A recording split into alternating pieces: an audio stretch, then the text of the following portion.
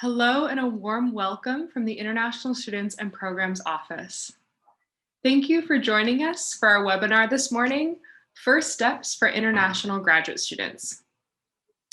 These pre-arrival webinars are a joint initiative between our office, International Students and Programs Office, as well as the Graduate Division to make sure we get all of your questions answered as you begin your journey as an international graduate student at UC San Diego.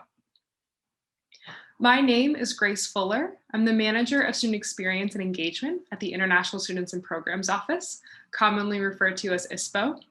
And I'm joined by my colleagues, Lisa Swid, an International Student Advisor at ISPO, April Bjornson, the Assistant Dean of Graduate Admissions and Student Affairs at the Graduate Division, as well as Shauna Slabiota, a Student Services Advisor at the Graduate Division.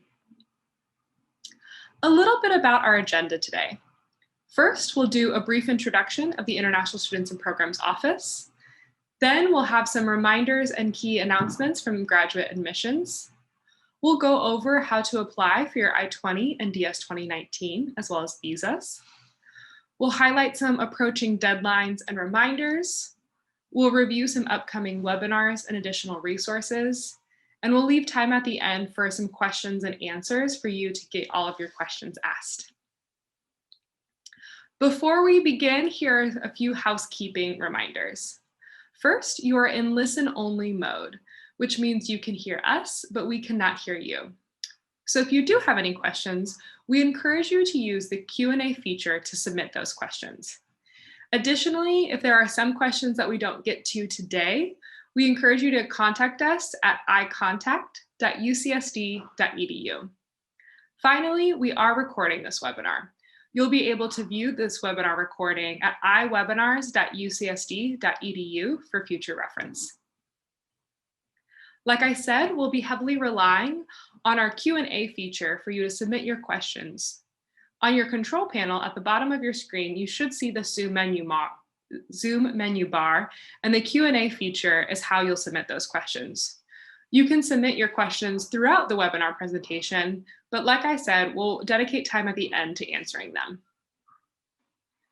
ISPO at UC San Diego is your one-stop shop for all services and programs for international students.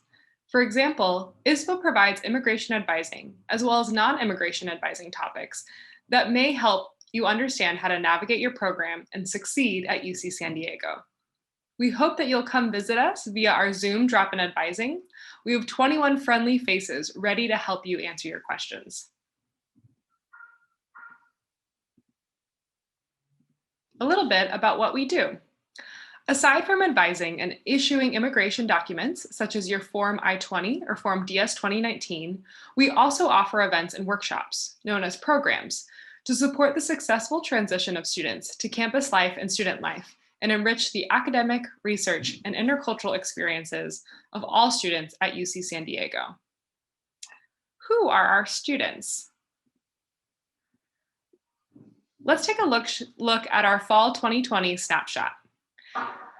Today, there are around 8,000 international students enrolled at UC San Diego.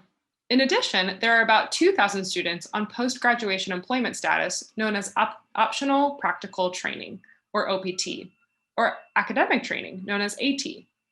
Each one of you makes a significant contribution to UC San Diego's research and educational policy and endeavors. ISPO helps to support this growing population through our services, including presentations like today. So let's begin. The first thing I want to highlight is our ISPO website, which serves as your first steps checklist.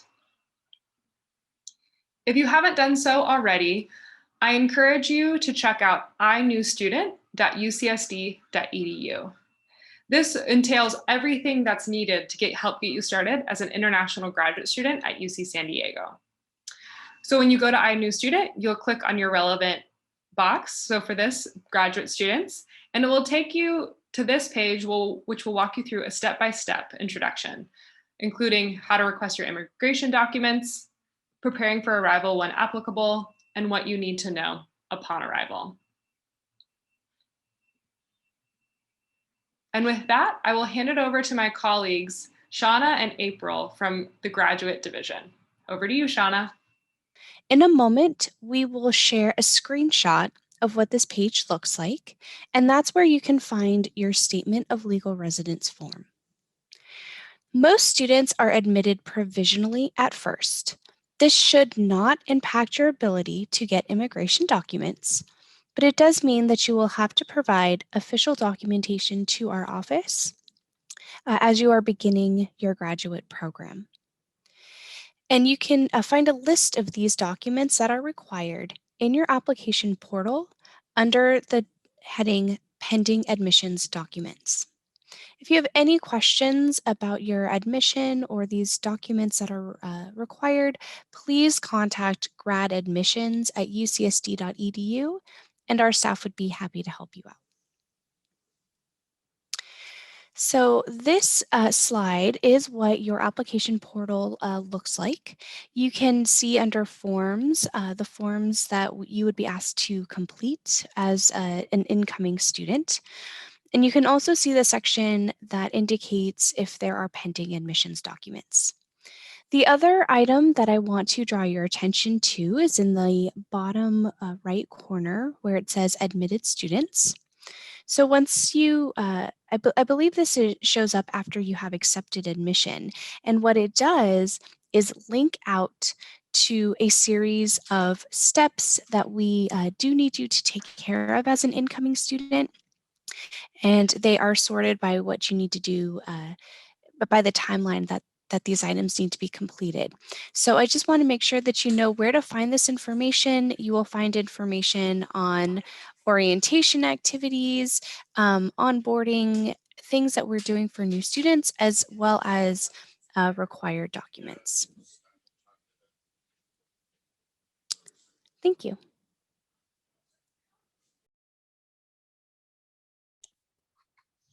All right, great. So let's now go over how to obtain your F1 or your J1 visa in order for you to begin your studies here at UC San Diego.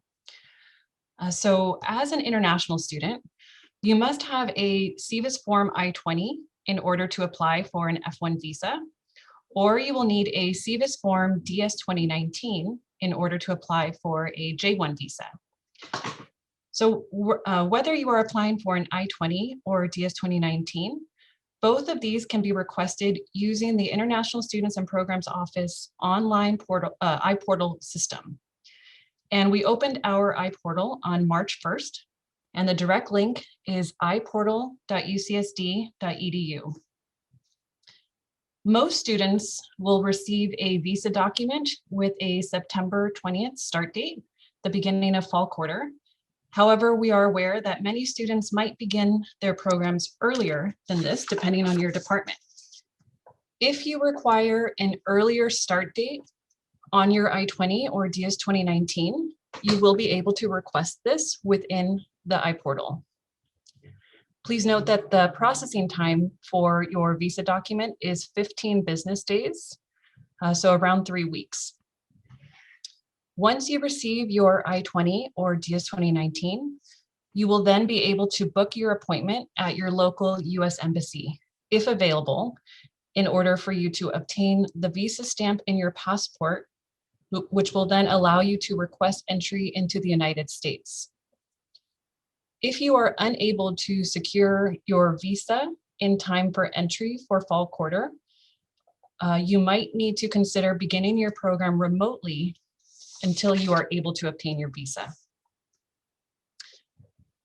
Once you accept your offer of admission in the applicant portal and you've paid your deposit to UC San Diego, you will then receive an invitation email to the trade-in checklist a few days later. There you will receive instructions to log into iPortal so that you can request your immigration documents. When you submit your iPortal application, you will be asked to submit a copy of your passport and financial documents that meet the minimum funding requirements for I-20 or DS-2019 issuance. The financial support documents must not be older than 6 months, and they can come from your department and or your personal or family funds, or a combination of both. And you can find out more about the minimum funding requirements by going to inewstudent.ucsd.edu.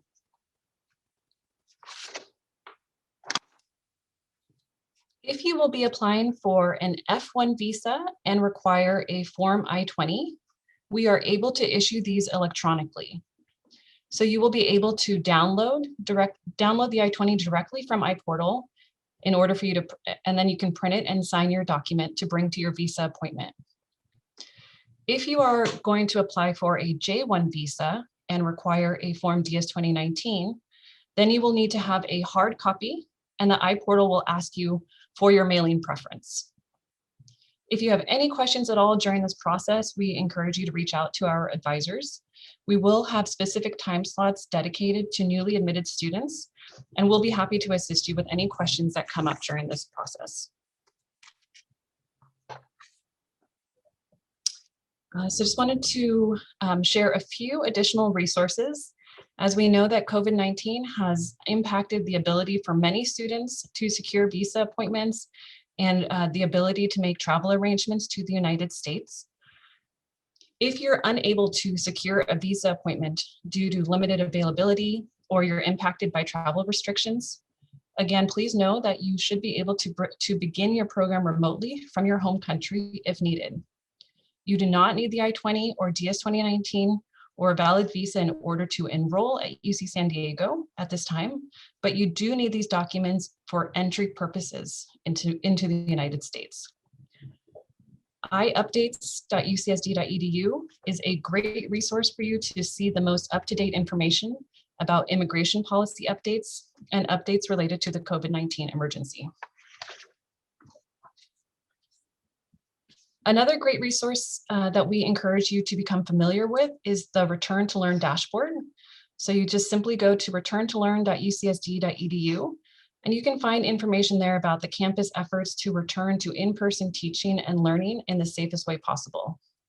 This is a great resource to share with your family members if they are concerned about you traveling to the United States.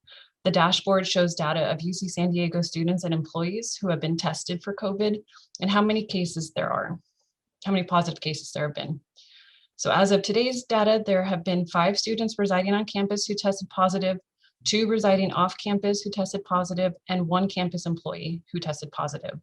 So there's a relatively low positive testing rate in the last 7 days.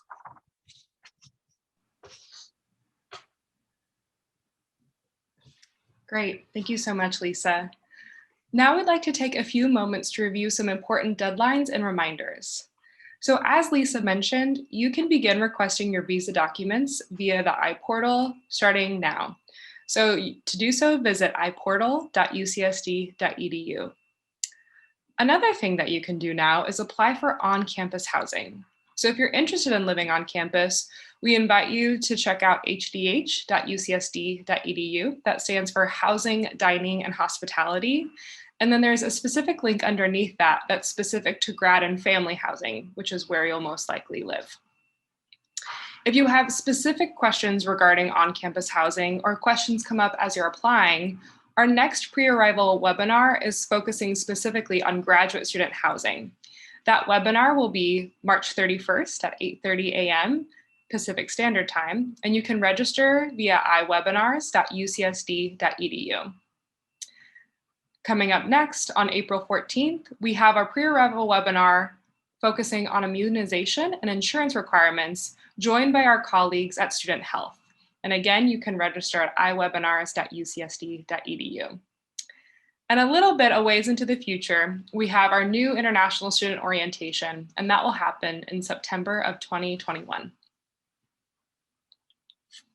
Here's a list of all of our upcoming pre-arrival webinars. So like I mentioned, we have graduate student housing. We also have applying for your visa on April 7th. April 14th, insurance and immunization requirements. April 22nd, we'll focus on SEVIS transfers. April 28th, we'll focus on TA-SHIPs and TOEFL requirements. May 12th, we'll focus on campus safety. And May 14th, we'll focus on student life and getting involved on campus. Like I mentioned, all webinars will be recorded and posted at iwebinars.ucsd.edu. And with that, we'll actually open up for our Q&A session. But before we begin our open Q&A session, I just want to highlight that, again, at any time please take note, and you can visit our office website at istudents.ucsd.edu, or specifically for new and incoming students, inewstudent.ucsd.edu. And we also encourage you to follow us on social media. We're doing a number of giveaways for our incoming students, and so we would love to connect with you there.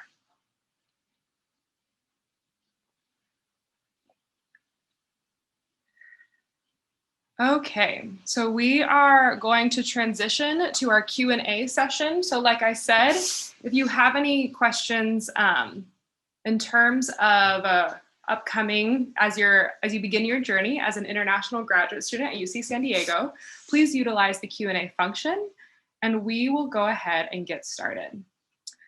So Lisa, our first question is for you. So if a student is already in the US, after getting the I-20 document, where can they apply for the F1 visa? So you can only apply for a visa outside of the United States. If you're currently inside the United States studying at a US institution, you can apply for a transfer I-20. So I guess my follow-up question is, are you currently a student here in the United States? So feel free to give us a call. You can call us on Zoom to discuss your specific question in more detail, or send us an email at inewstudent@ucsd.edu. But just to summarize, in order to apply for a visa, you do need to be outside of the United States. You cannot apply for a visa from within the US. Wonderful. We have another question for you, Lisa. So would we as the student need an I-20 as a soft copy, or a hard copy is mandated to obtain a visa? So as of right now, SEVP has, we're going off guidance that they released last year still, and they are accepting electronic versions of the I-20. So as I mentioned previously, you can apply for your I-20 in the iPortal, download and print it and sign it, and you should be able to use that for your visa appointment. If you are applying for the J-1 visa, you will need a hard copy. So that we will need to physically mail to you, so that there's a wet signature on the DS 2019. But I-20s, we will upload it directly to your iPortal application, where you can download and print it from your home computer, or from home. And then this is somewhat of a follow-up question, but in terms of electronic I-20s, are those accepted by all US embassies, or would there be any need to get a physical copy for certain embassies? I would suggest following up with if you're concerned, you should follow up with your embassy directly. They should all be accepting electronic versions at this time. But if you have a concern, follow up with your consulate or embassy directly. All right, this next question will probably be directed towards graduate division. So after accepting the application, is it possible to decline it due to any possible reason for a later date?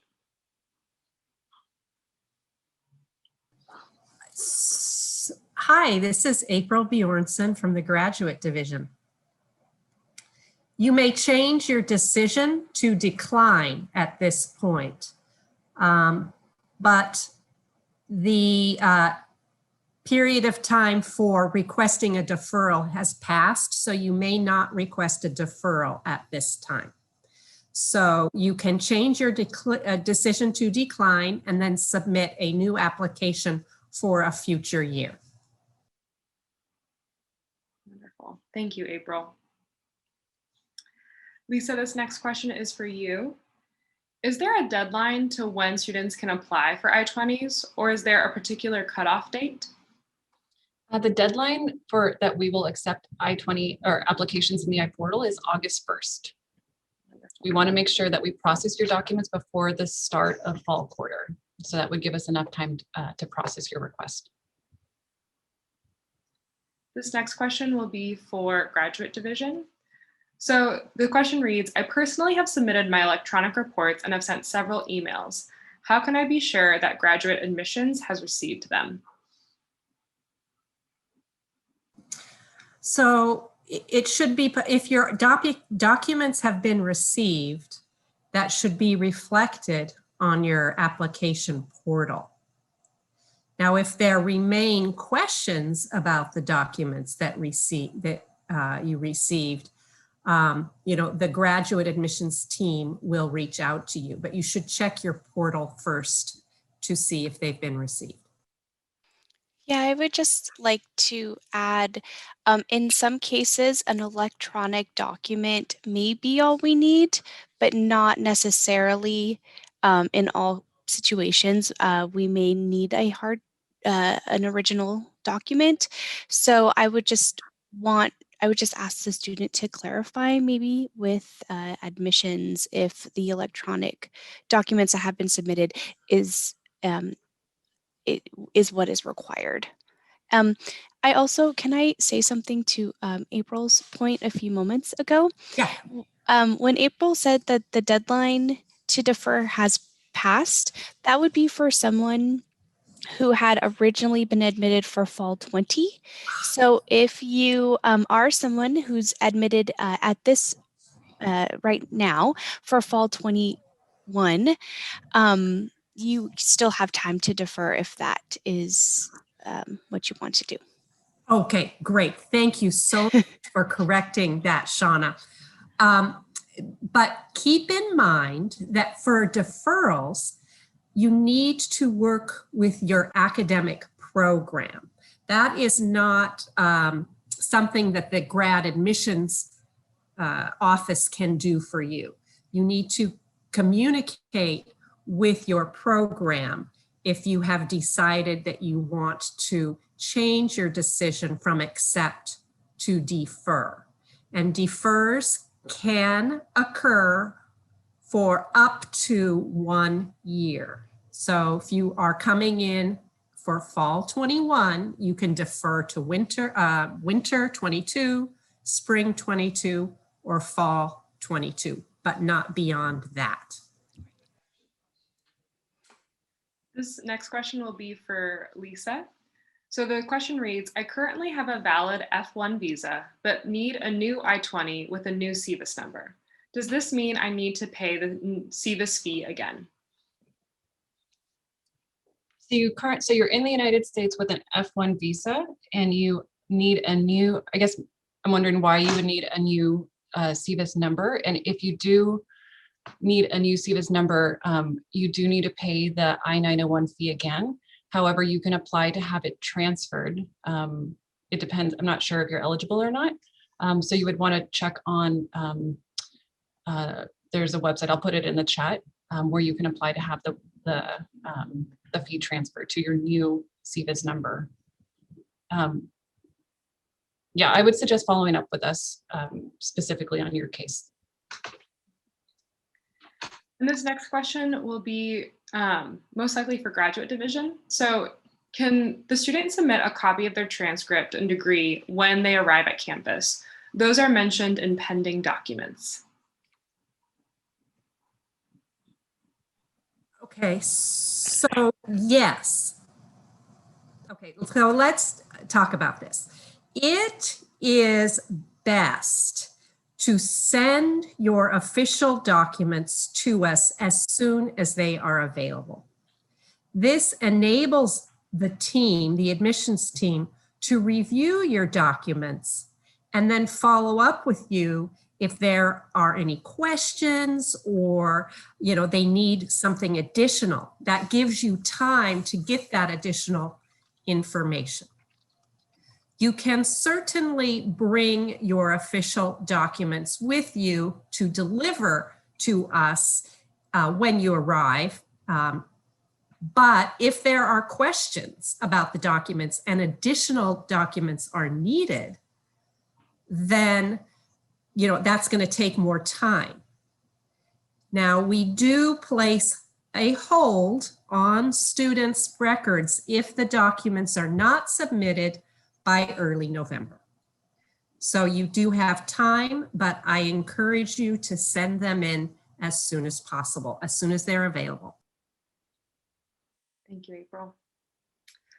Lisa, this next question is for you. How do I know what visa type I should apply for?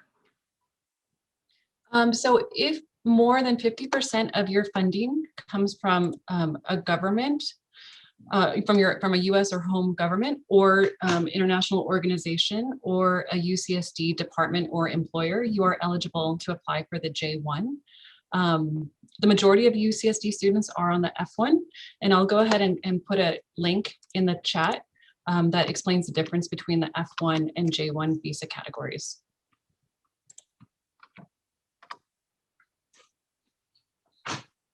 All right, this next question might be for graduate division. So I did not receive a copy of diploma official degree from my undergraduate university. I just received transcript copies. What should I do in this case? Can you please guide?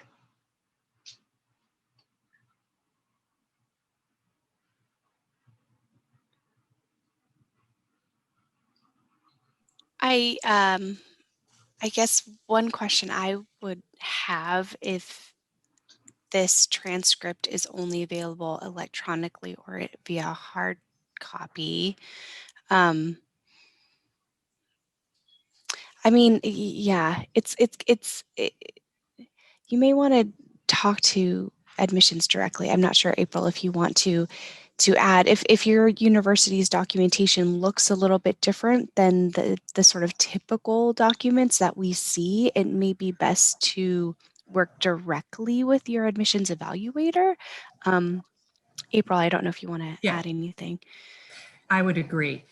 Generally, we need both transcripts and the diploma, or, there are different titles, diploma, certificate, right? And we do need to see both, or, have those official documents. So I would reach out to the grad admissions email to inquire about that. Lisa, this next question is for you. When is the earliest we can apply for an F1 visa? So so for your I-20, the iPortal opened on March 1st, but in order to apply for your visa, so you can apply for your visa early on, but the earliest that it can be issued is 120 days before your program start date. So if you are getting a fall quarter start date, so that would be September 20th, so 120 days before September 20th is the earliest that your visa can be issued. But again, you can apply earlier. You can apply earlier than 120 days you can apply earlier to get your visa, but it can only be issued 120 days before the program start date. I hope that makes sense. And then I actually have a follow-up question to that. How early can we schedule our visa interview once we have the I-20? Oops. Sorry, can you say that one more time? My apologies. How early can we schedule our visa interview once we have the I-20? So double check with your local consulate or embassy. The Department of State has a website where you can see how long the visa wait time is. So it is really country and city specific. So depending on which city you're in, which embassy or consulate you're going to go to, it will vary. So check on the Department of State's website for visa wait times. All right, April, I'm thinking this question is for you. Will fall 2021 be online or in person? Well, I keep saying fall 21 is still a mystery. We don't have official guidance from the California State or San Diego County about that yet. It is continuing to evolve. We are all hoping for more in-person classes, but no final decisions have been made yet. I would recommend that you visit our Return to Learn website, any updates. Wonderful. And do we have that Return to Learn? I think it's on the slides, right? If I remember correctly. And students can just, we highlighted the dashboard specifically, but if you head to returntolearn.ucsd.edu, there's a whole bunch of great relevant information on that website, to echo April's point. All right, Shauna, this question might be for you. What is the deadline for accepting the decision? Yes, so if a offer of admission includes some type of financial support that's coming from UC San Diego, then we do ask students to either accept or decline the offer by April 15th. Now, it's best to work with your department, or I would say it's good to be in contact with the staff in your department to just clarify that those procedures are in place. But in general, if there's an offer of admission, then we ask for a decision by April 15th. If financial support is not included, then it's possible that that date might differ, which is why I encourage you to also talk to the staff in your program, in the individual department or program, just to clarify. Our next question, and this is probably for graduate division, where can I check if I have met all the relevant deadlines?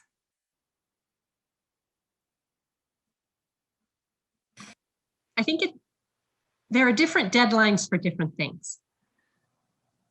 So it would depend on what you are thinking about.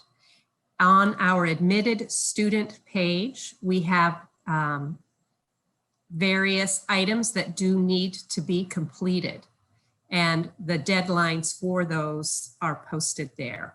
For example, the immunizations and things like that. That has not been updated yet. I think there will be a webinar in the future on the health requirements, but that's an example. Just in terms of your admissions documents, just keep reviewing your application portal to see, if everything has been received and posted there.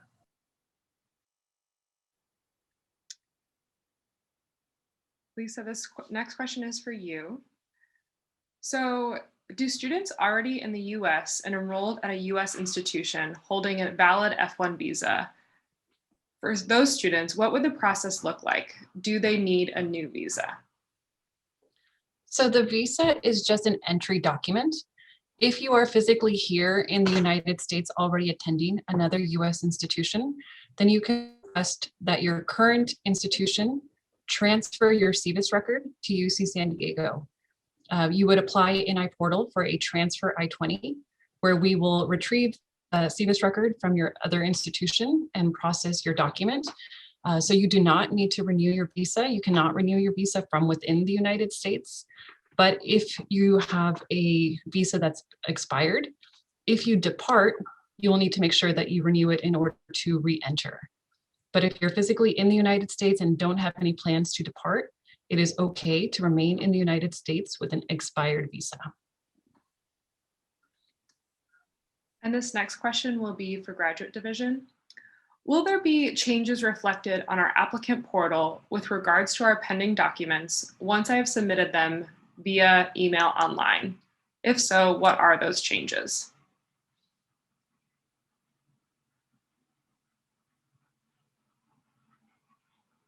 Can you say that again? Sorry. I'm thinking they're wondering, so once they upload or email those documents, will it reflect on their portal, check, you've submitted them, you're good to go? Will they receive some type of confirmation? So it would definitely be updated in the system. I don't believe it sends out an email notification, but on the portal page that we showed, you would see that reflected under your status or under the pending admissions documents section. I hope that answers the question. Yeah, no email will go to you every time we receive a document. There's no email notification. Yeah, we ask students to log in to the system to view the status. And then our next question is, how do I know whether UCSD will be funding my study?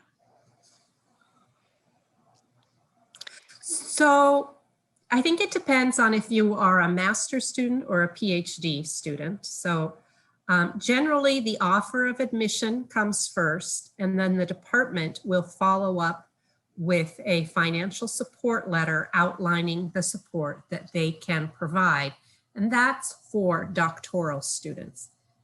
In general, there is, departments do not support master's students.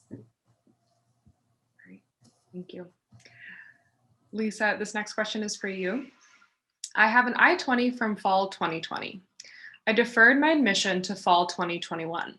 Should I request a new I-20? So you would want to go into the iPortal. You will need a new I-20 with a different start date. So I'm assuming that you had a fall 2020 start date on your I-20. I'm not sure if you applied for an amendment I-20. A lot of students thought that they would enter for winter and then possibly for spring, and now 2021. So it's possible if you're in that boat that you can just continue to push the start date back. But if you had a fall 2020 start date and have not made any changes to your I-20 and haven't been attending UCSD remotely, then you will most likely get a new SEVIS number on a new I-20. But if we've already issued an I-20 for you, then you would go into iPortal to request an amendment I-20. So that means we've already issued a document to you, and all we're doing is changing the start date and possibly the SEVIS number, depending upon whether or not we've issued other I-20s to you over this past year. So go into iPortal and request the I-20 amendment, and it will guide you through a series of questions to determine whether or not you'll get a new SEVIS number. Lisa, we're also receiving a number of questions regarding fees, specifically for master's program, and if there is a way or a website that they can check what those fees might be depending on their program. Can you speak to that a little bit? Yeah, absolutely. So I will put a link in the chat that explains the different funding requirements. Please note that there are some updates that are still being made to some of the funding requirements to specific programs like RADI and GPS. So I'll go ahead and put that in the chat. But yeah, so if you're a typical master's or PhD student, you will need to show 9 months of funding in order for us to issue the I-20. If you're applying for the J-1 visa, you'll have to show funding for the duration of your program. So there is a little bit of a difference there. But yeah, I'll go ahead and put a link in the chat. So depending on your program, you can review what is required of you. And then our next question will most likely be for graduate division. Will the deadline to accept our offer be later than April 15th if it is not a funded offer, or would it be before that?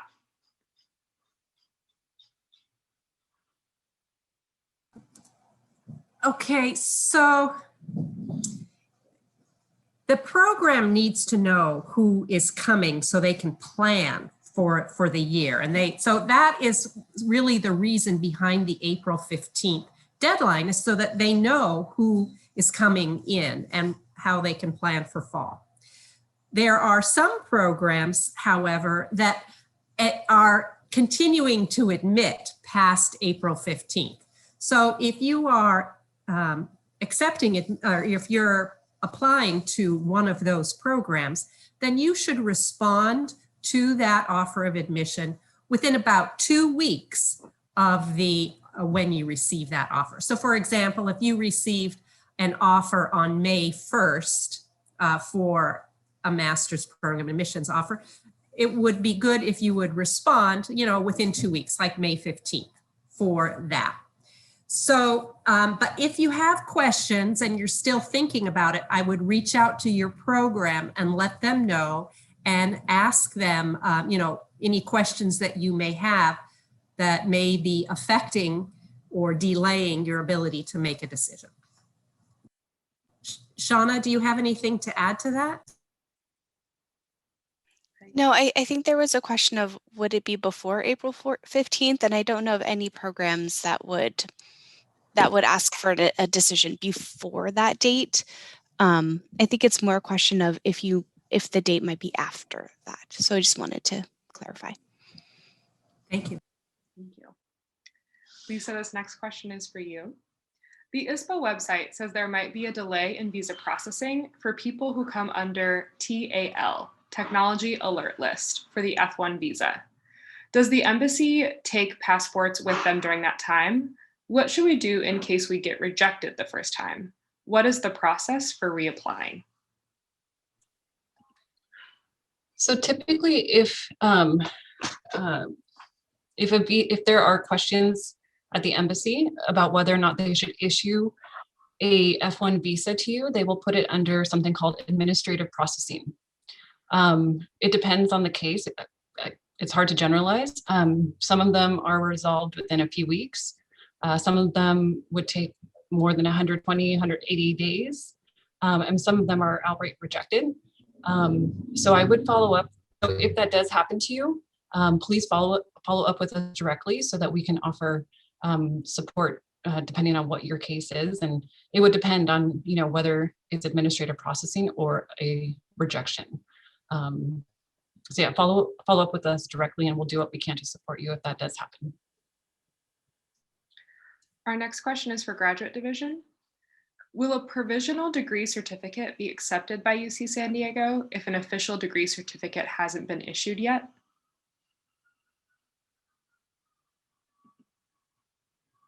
This question, I did receive some information. Let me just check.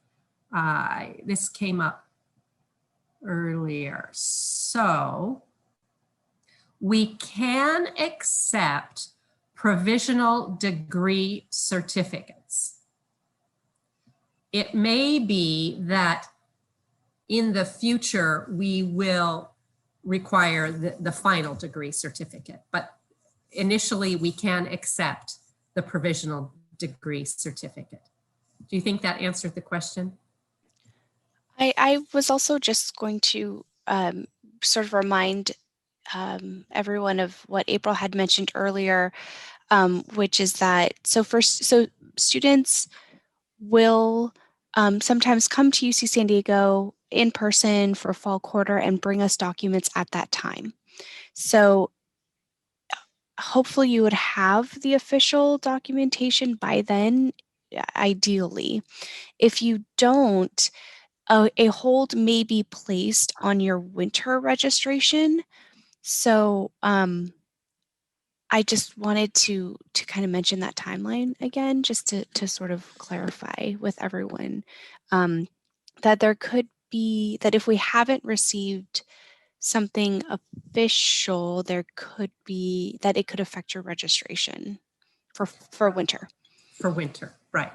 So that's why we encourage you to send the materials as soon as they're available so we can review them, let you know what the questions are, and then you can get the required documentation before the hold is placed on the account for winter registration.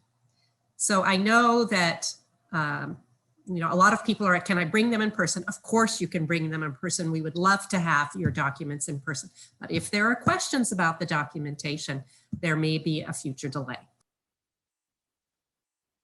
Lisa, this next question is for you. What types of proof of funding are accepted for issuing an I-20? So typically students will submit a bank statement or a letter from a bank. It does need to be no older than 6 months in order for us to accept it. And I do have a link that I'll share with you. So we accept checking account statements, saving account statements, term deposits, internet bank statements, or a funding letter from a department or government institution. Stock holdings or investment portfolios are not accepted, and loan applications are not accepted either. So I'll go ahead and put a link in the chat so you can review that more closely. And our next question is for Graduate Division. Can you please explain what can be considered as a certified copy of a diploma or a transcript?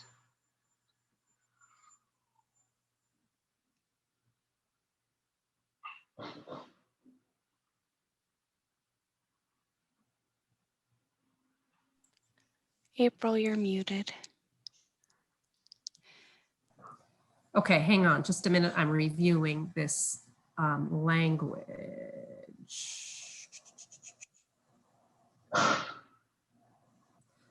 Okay.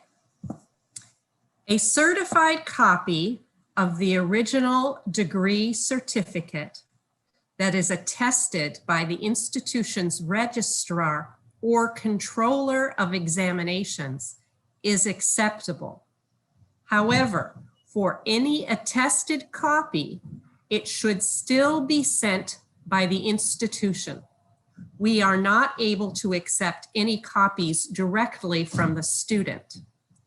So if there is a special case, the student can work with the admissions office to find a solution. Does that answer the question, you guys? And Shauna, I have another question for you.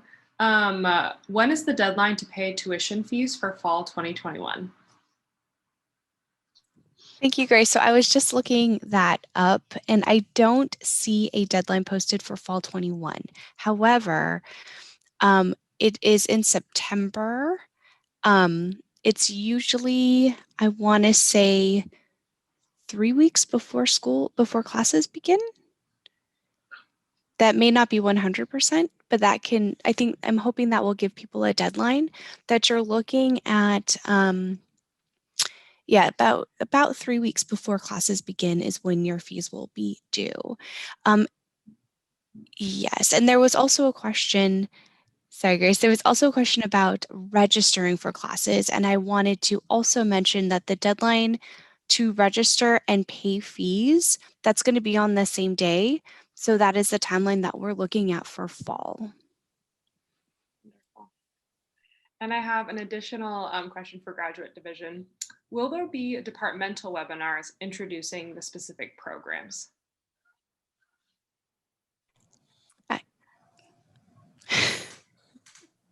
I am not sure. That's a great idea, and it's a suggestion that we can put out to the programs. But at this point, I don't know, and I would direct that question to your academic program.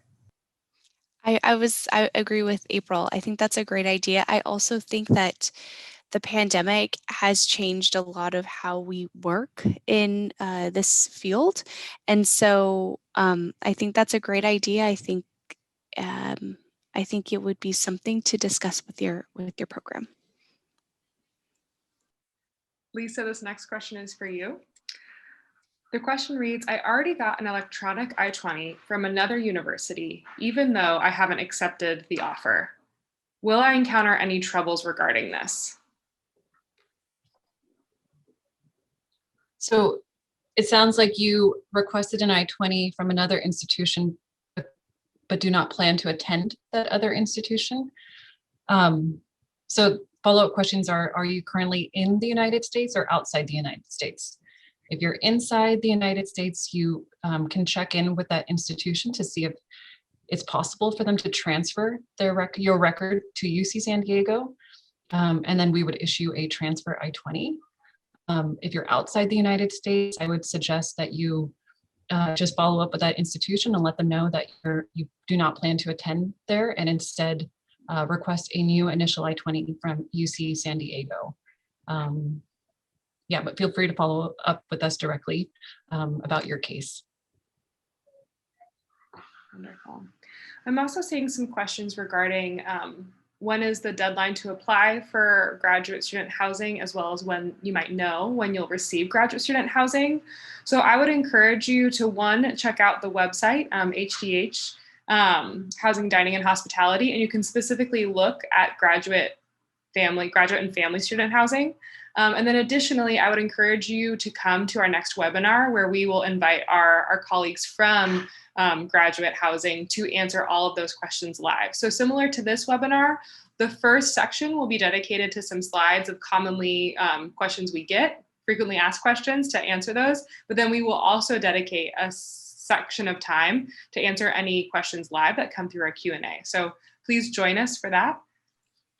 Grace, can I also say, there was at least one question also about some of the required vaccinations, such as measles and rubella. And similarly, you could reach out before our next webinar to Student Health directly if you wish, but we also will have a webinar specifically addressing this topic a little later in this series. And so I also wanted to remind everyone that we will go into a lot more detail regarding those requirements a little later in the series. And just to add on to that, if you're wondering when some of those webinars are occurring, please go to iwebinars.ucsd.edu and for newly admitted students, and there will be a list of all of those upcoming webinars, and you can register for them in advance. So that way you know when to expect to get some of those questions answered. All right, this next question is most likely for graduate division. So are the fellowship programs declared along with the admit decision letter? If not, when can we expect the fellowship results to be released?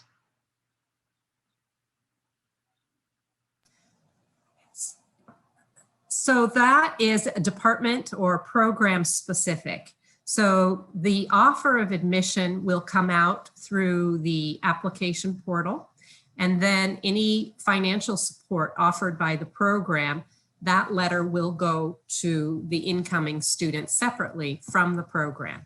So I would recommend that you reach out to the program to ask about that. And again, this is generally for doctoral students, students in PhD programs that are receiving financial support from their program. Thanks, April. Our next question is for Lisa. So my fundings are from a foundation which has its funding from my home government in Germany. Do I qualify for a J1 or an F1 visa? If more than 50% of your funding is from a home government source, then the J1 would be the appropriate visa type for you. And when you apply for your documents in iPortal, it will guide you through a series of questions. So you should end up with the J1 if, again, more than 50% of your funding is from a home government. Our next question is for graduate division. Are there any requirements to defer the offer? For example, having to pay application fees again?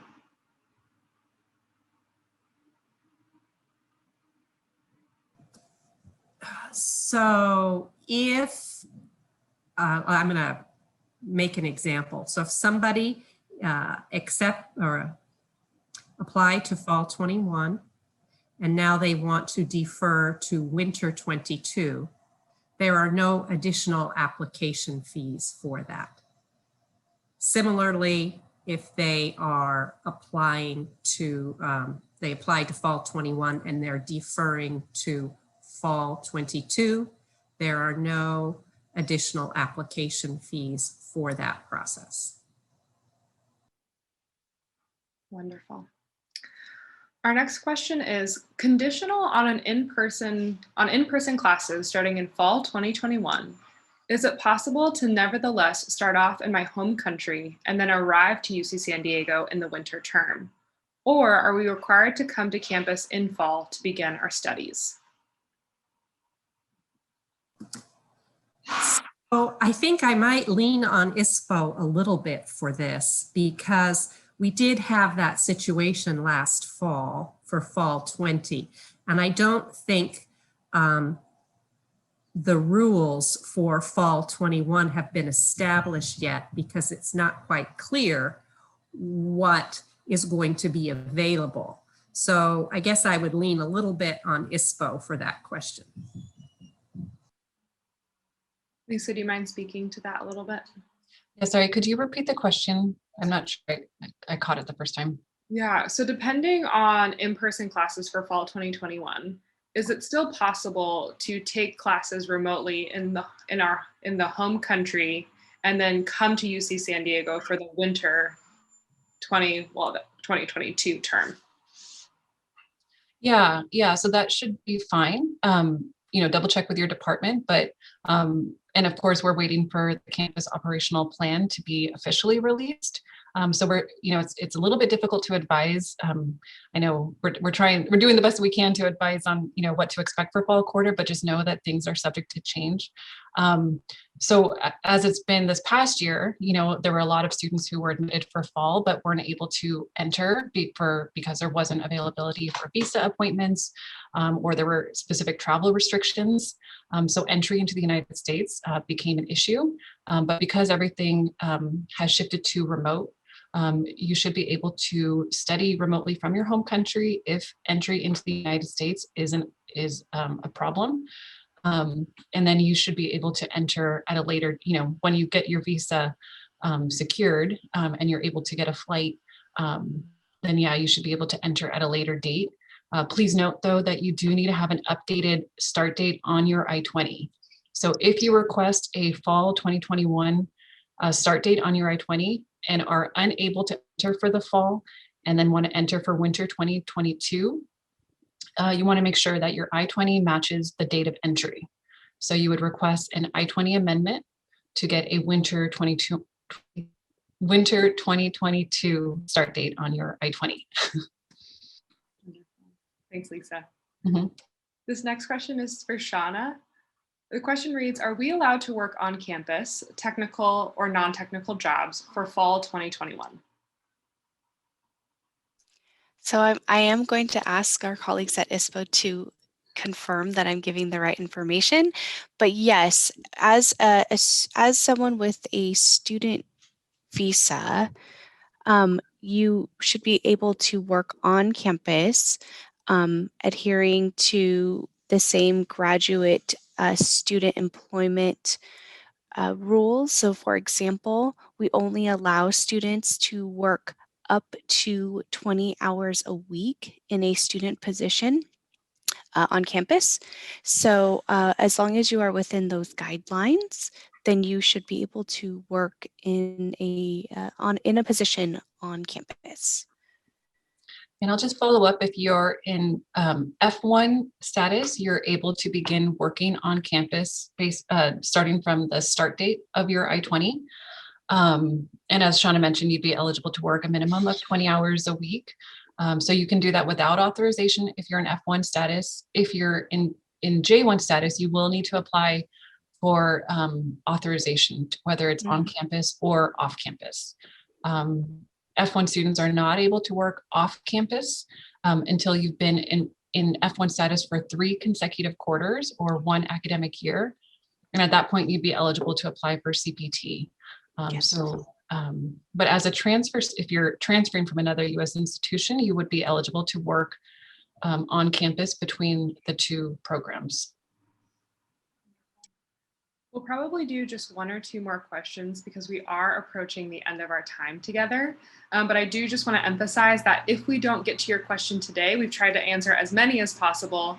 Please go ahead and fill out icontact.ucsd.edu. So we have a contact form. So if you want to reach out to us and ask a question that way as well, we'll be sure to get to it. So we'll do 2 more. 1 is pretty quick. 1 is it better to apply for graduate student housing early? And I would say yes. As early as possible. That definitely, early is typically better. And if any issues do come up, you can kind of have time to navigate those. So definitely as early as you can, we encourage that. And we'll end with this question. So my PhD program is fully funded. Do I need to send proof of funding for the visa issuing process? So yeah, you will need to provide proof of financial documentation. Again, it cannot be older than 6 months. And it will be something that you need to upload in your iPortal application in order for us to issue the I-20 or the DS-2019, which you would then use to apply for your F1 or J1 visa. And during your visa appointment, they will ask for proof of funding as well. Wonderful. Yeah, so we have come to the close of our time today, but again, please submit all further questions to icontact.ucsd.edu. This webinar has been recorded, and after giving us some time to edit it and upload it, it will be available in the coming weeks at iwebinars.ucsd.edu, and you can also see what webinars we have coming up and register for those at that same website. So we thank you so much for joining us. Warm welcome to UC San Diego, and hopefully we will see you at our next pre-arrival webinar. Have a great rest of your day, everyone. Thank you. Thank you. Bye.